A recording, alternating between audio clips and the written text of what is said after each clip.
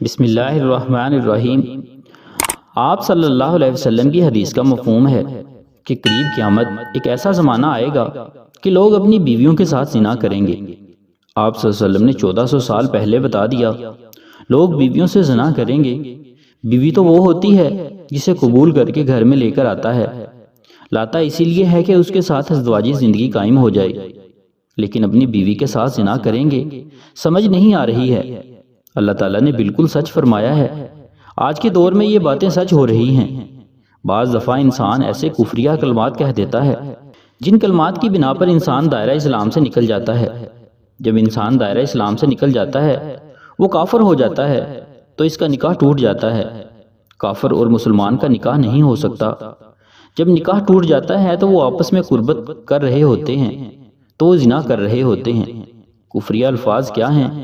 وہ جن الفاظ میں ضرورتیات دین میں سے کسی بات کا انکار یا اعتراض ہو، یا صریح حکم الہی کو تبدیل کر کے بیان کیا جائے، یا دین کی کسی بھی بات یا حکم کا مذاق اڑایا جا رہا ہے، کسی نبی کی توہین کر رہا ہے، گستاخی کر رہا ہے، جن کے کہنے سے انسان دائرہ اسلام سے نکل جاتا ہے اور بیوی سے زنا کر رہا ہوتا ہے۔ کسی عورت نے اپنے خاوند سے کہا کہ آپ نماز پڑھ لیں، میں نے نماز نہیں پڑھنی، نماز ہے ہی نہیں دین کے اندر۔ جس نے یہ کہہ دیا کیونکہ یہ دین کی ضروریات میں سے ہے تو اس صورت میں اس کا نکاح ٹوٹ جائے گا۔ یا وہ یہ کہہ دے کہ میں نماز پڑھوں گا، کافر ہو جاؤں، ہندو ہو جاؤں، یہ کفریہ الفاظ، ان سے بھی نکاح ٹوٹ جاتا ہے۔ ایک وہ جملہ جو اکثر عورتیں اپنے الفاظ میں بولتی ہیں، اگر کسی پر کوئی مشکل وقت پیش آیا ہے نہ تو وہ آگے سے کہتا ہے کہ اللہ نے میرے ساتھ کون سا اچھا کیا ہے۔ یہ وہ الفاظ ہیں آپ نے کئی دفعہ کئی عورتوں سے سنا ہوگا۔ لوگ اکثر پریشانی کی حالت میں یہ الفاظ بول دیتے ہیں۔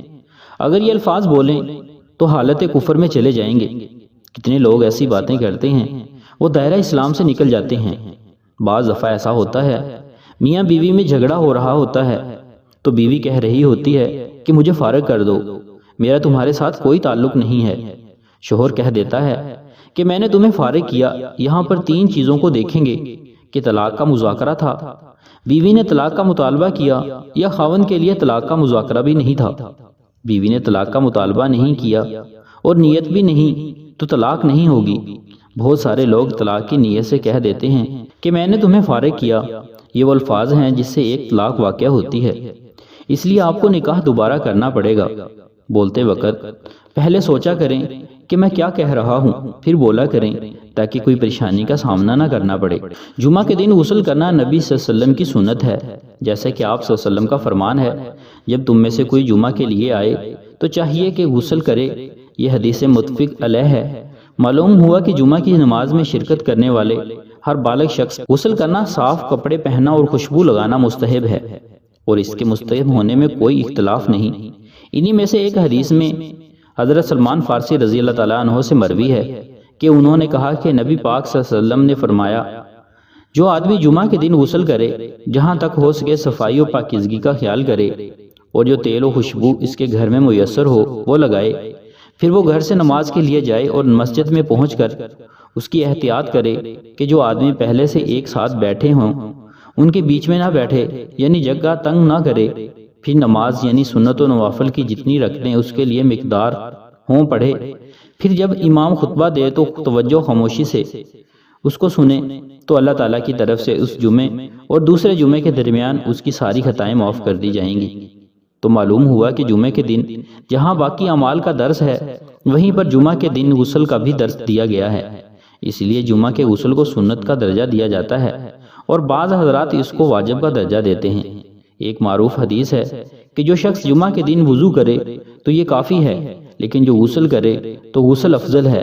اسی طرح کی اور بھی احادیث آئی ہیں جن میں آپ نے غسل کا حکم دیا، اور جب حضرت عمر بن خطاب رضی اللہ تعالیٰ عنہ کو بھی یہی بات سمجھ میں آئی کہ جب وہ جمعہ کے دن خطبہ ارشاد فرما رہے تھے کہ اس دوران حضرت عثمان بن عفان رضی اللہ تعالیٰ عنہ داخل ہوئے، تو حضرت عمر رضی اللہ تعالیٰ عنہ نے اپنا خطبہ کاٹ کر حضرت عثمان رضی اللہ تعالیٰ عنہ سے لیٹ آنے کا سبب پوچھا، تو انہوں نے فرمایا کہ میں نے اذان سنی اور فوراً وضو کر کے مسجد میں آ گیا۔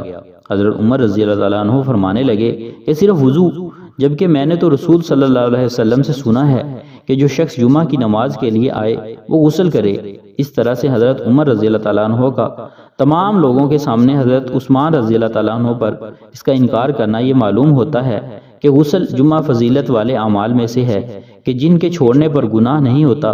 اس ساری بحث کا مقصد یہ تھا کہ آپ کو جمعہ کے دن کے غسل کی اہمیت معلوم ہو جائے، اور معلوم یہ ہوا کہ جمعہ کے دن ثواب کی نیت سے غسل کیا جائے، اور چونکہ اس کی متعدد احادیث میں تاکید ہے اس لیے اس کو سنت سمجھ کر کرنا چاہیے۔